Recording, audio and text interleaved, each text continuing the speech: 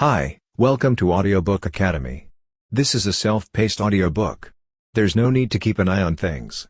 Just pay attention. Thank you for taking the time to listen. This is a book summary of Give and Take: A Revolutionary Approach to Success by Adam Grant. The nicest people are always last. Then, or is it? Give and Take provides a scientifically based explanation for why some people succeed and others fail. He shows how reciprocity and success are linked, and that helping others ultimately drives our success. Success in the workplace can be traced back to a combination of drive, talent, and sheer good fortune. But there's still a gap in this picture. Wharton's youngest tenured professor, Adam Grant, argues that our ability to succeed in the workplace is largely dependent on our ability to work well with others. When it comes to the workplace, Grant shows that people tend to operate as takers, matchers, or givers. Only a few people give without expecting anything in return. Those are the givers who make a difference in others' lives. There are 3 reciprocity styles of communication in the workplace. It's the givers who are surprising. Some givers are exploited and burn out at work, but they can also achieve extraordinary success in a wide variety of industries, far better than matchers and takers. Grant concludes that in the end, it is the strategic givers who take all. So, if you're a giver with a dwindling supply of wax, this book will show you how to give generously without sacrificing your own financial well-being. Grant's scientific approach is supplemented by practical advice on how to cultivate this quality. We'll take a quick look at the 3 types of reciprocity. Giving on our own terms is critical, and we'll explore why some people give more than others. The key takeaway here is that even though nice guys may come in last, they may also come in first in their respective races. Being generous is important, but it should not be confused with being selfless. Those who are strategic givers think carefully about how, when, and to whom they give their money and time. No frees them up to say yes. Ultimately, they realize this. What kind of generosity do you exhibit? Sorry for interrupting, but could you do me one quick favor? Inquires someone in the office. When you hear this question, what comes to mind? To what end are we looking? I'll help you if you help me? Or I'll help you in return? No strings attached? Is that what you're saying? Answering this question accurately reveals our reciprocity style, or the approach we take to interacting with others. We've all got one. Reciprocity styles fall into 3 categories: givers, recipients, and matchers. Self-preservation is a guiding principle for takers, who adopt a "what can you do for me" attitude. As a result, they prioritize their own interests above those of others. Providing assistance is a calculated risk-reward decision. Matchmakers believe in a level playing field and strive to maintain a level playing field. They believe that success is based on reciprocity and strive to give and receive equally. The style of reciprocity characterized by givers is the least common. It's all about altruism for these people, and they'll do anything for anyone. It's not about getting anything in return. They believe that kindness is all that matters. It's possible to change our style depending on the roles and relationships we play in different situations. When it comes to our professional lives, we can either be overly cautious, choose to be a matcher, or look out for our own interests and become a taker. With an open heart and no expectations, we can be a giver at home. What if you're a matcher? Is it the most efficient and productive method of doing business? Grant turned to research in order to discover who succeeds in the workplace: takers, matchers, or givers? In the workplace, givers, matchers, and takers. You may be wondering why the most successful people in the workplace are those who give. As Grant's research on the dynamics of success and productivity shows, those who are generous can fall to the lowest rungs of success in a wide variety of professions. Those who give to others often do so at the expense of their own success. Additionally, givers tend to do more favors than they receive, and may run out of time while completing their tasks. One study of 160 engineers found that the givers were the least productive and effective. They made more mistakes, missed deadlines, and had more unfinished tasks than anyone else in the group. The students with the lowest grades scored unusually high on giver statements, such as "I like to help others and I anticipate the needs of others," in a Belgian study of over 600 medical students. Takers make 14% more money than givers, according to one study. Matchers and takers are likely to be at the top of the ladder if givers are at the bottom. That's not true either.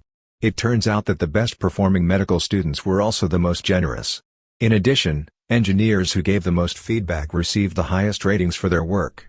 Grant's study examined North Carolina salespeople and found that both the worst and best performers were givers. Givers at the top earned an average of 50% more per year than those who accepted and matched their contributions. A surprising pattern emerges from all 3 studies. In both good and bad situations, those who give the most are the worst performers. In general, takers and matches tend to fall somewhere in the center. Takers quickly develop a reputation for putting others last, according to research. Consequently, establishing meaningful connections and expanding their professional networks is extremely difficult for them. People are more likely to support and trust those who give because they see the value in their contributions and the impact they have on the lives of those around them. Givers succeed because they build long-term, mutually beneficial relationships with the other three types of people they interact with. According to Grant's findings, there are numerous advantages to being a generous giver. Giving strengthens ties, boosts well-being, and improves work output. While some givers thrive at work, others burn out, according to research. What distinguishes those who rise to the pinnacle of success as givers from those who are overtaken, exhausted, and left in the dust? The answer is simple. To be a successful employee, you need to be otherish. Other giver is here to meet you. When it comes to giving, what distinguishes those who succeed from those who fail? Despite the fact that they all practice reciprocity, not all givers do so in the same manner. To avoid being seen as doormats, too trusting, or too empathic, many people avoid being givers at work.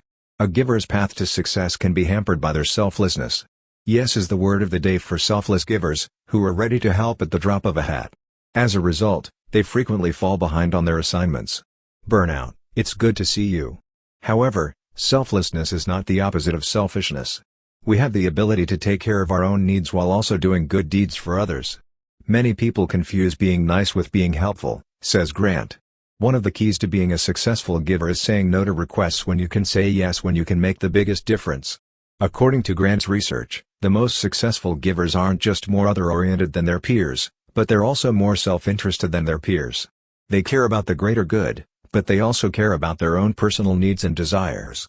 Altruism and ambition go hand in hand with otherish givers, who plan ahead when it comes to their charitable endeavors. These givers, like the selfless givers, have learned how to avoid being taken advantage of in a world where matchers and takers exist. Generosity burnout can be avoided by allowing people to put themselves first on their priority list. In theory, selfless givers may be more generous because they're constantly prioritizing the interests of others over their own. Because they run out of energy, Grant's data and supporting studies show that selfless givers become less generous over time. Because they don't look after themselves, they run out of time and resources. Grant defines otherishness as being able to look past one's own self-interests and be willing to give more than one receives. To sum up, the most important lesson is that we can both help others and get ahead. However, we'll need a few sleights of hand to pull this off. In this discussion, we'll look at how we can set limits on how, when, and to whom we'll lend a helping hand. Make your own favors. Give in ways that bring you joy and focus on those whose well-being is important to you. Do you feel drained or energized after donating? People were asked to give every day for 2 weeks, documenting both what they gave and why they gave. Grant cites this study. Participants were energized when they believed that what they offered was valuable and that the recipients of what they gave mattered to them. Those who gave out of a sense of duty or obligation felt depleted on the days when they did so. Our batteries can be recharged or drained by giving. As long as we give out of a sense of purpose and joy, we can feel energized by it. Giving out of obligation, on the other hand, can leave us feeling depleted. We have the ability to give thoughtfully. Giving can be made to be less stressful and more valuable if we do it in accordance with our passions and skills. A successful giver is more likely to be a specialist than a generalist, according to Grant. As a result, they give in a way that they believe is best suited to their interests and ability. Do some self-reflection on the past few days, months, or even years. What have you been looking forward to the most? The place where you can say, "I really made a difference here." Patterns can be found. Take a look at what matches your abilities. Analyze the most common requests you receive. To what extent are you spending your time and energy on things that don't align with your strengths and the areas in which you can make the greatest a difference? He has been called the world's most influential networker by Fortune magazine. Small gestures and acts of kindness helped Rifkin, a Silicon Valley software developer, build his network, according to Grant. His giving is primarily focused on connecting people, which is something he enjoys doing. He has a wide circle of friends and acquaintances, and he can put them in touch with each other. Rifkin is constantly looking for ways to connect engineers and entrepreneurs with business people in larger corporations through his online communities. In addition to its high value to others, this has a low cost to the narrator. For Rifkin, putting together an introduction is a quick and painless process. As a result, we've arrived at our next trick. In just 5 minutes, can you pay it forward? The 5-minute favor is a great way to return the favor. Adam Rifkin's 5-minute favor strategy is our author's favorite. This is exactly what it says on the tin. We can help out in small ways that take less than 5 minutes. Making introductions, offering tidbits of advice, or taking the time to provide feedback on an idea are all examples of 5-minute favor. There are numerous ways in which we can make a significant difference even in the smallest of ways. Just one drawback: we can't tell if we're actually making a difference by doing 5-minute favors throughout the week. It is Grant's suggestion to concentrate favors rather than disperse them over a longer period of time. For a period of 6 weeks, participants in a study performed 5 acts of kindness at random. Those who concentrated their charitable giving on a single day each week reported higher levels of happiness than those who spread it out over the week. Givers, on the other hand, need to be aware of when to give and how to protect their time. Restricted access. Give freely to others, but reserve time for your most important projects, and your productivity will suffer. Most of the time, the selfless givers are more concerned with furthering the goals of others than they are with furthering their own. We have to give, but we also have to learn how to give to ourselves in moderation. If we don't meet our deadlines, we'll be at the bottom of the success ladder, Grant said. Grant's advice is to limit the amount of time we devote to the needs of others. Engineers working on a laser printer under tight deadlines were studied by him. The team developed a culture of receptive giving and was always ready to lend a helping hand to one another whenever necessary. However, there were too many interruptions to keep things on track. During the day, they helped others, and at night, they worked to complete their own tasks. This wasn't a long-term answer. Professor Leslie Perlow of Harvard Business School had an idea. During those times, she challenged the engineers to focus solely on their work and not be interrupted. From 9 a.m. until 5 p.m. each day of the work week, they set aside quiet time, leaving the rest of the week open for teamwork and problem solving. What happened? More than 2/3 of the engineers reported productivity increases when they had more downtime to work in peace.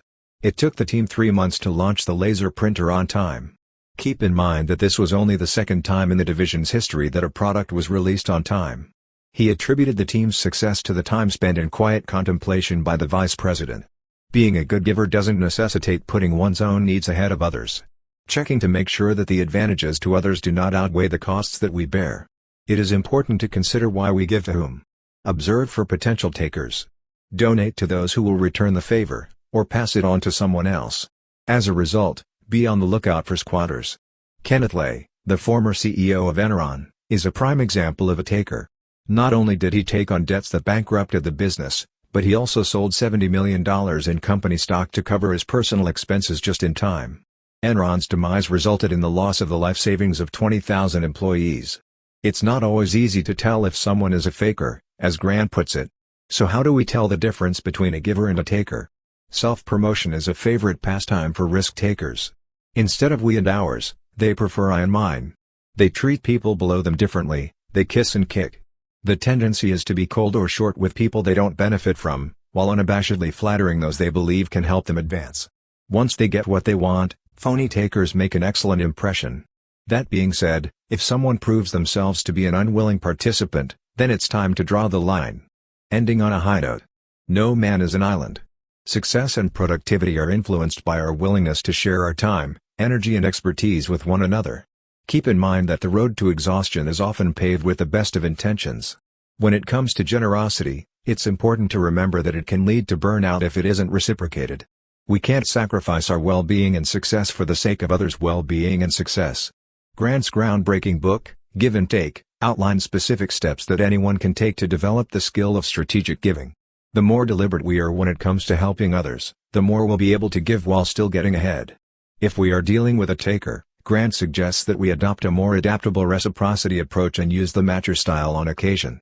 His work is groundbreaking because it demonstrates the importance of altruism in determining our success. If generosity is essential to workplace success, how should the next 5 minutes be spent? So how do we ensure that the good guys always triumph? Thank you for listening in Audiobook Academy. Please don't forget to subscribe for more content like this. See you in next audiobook.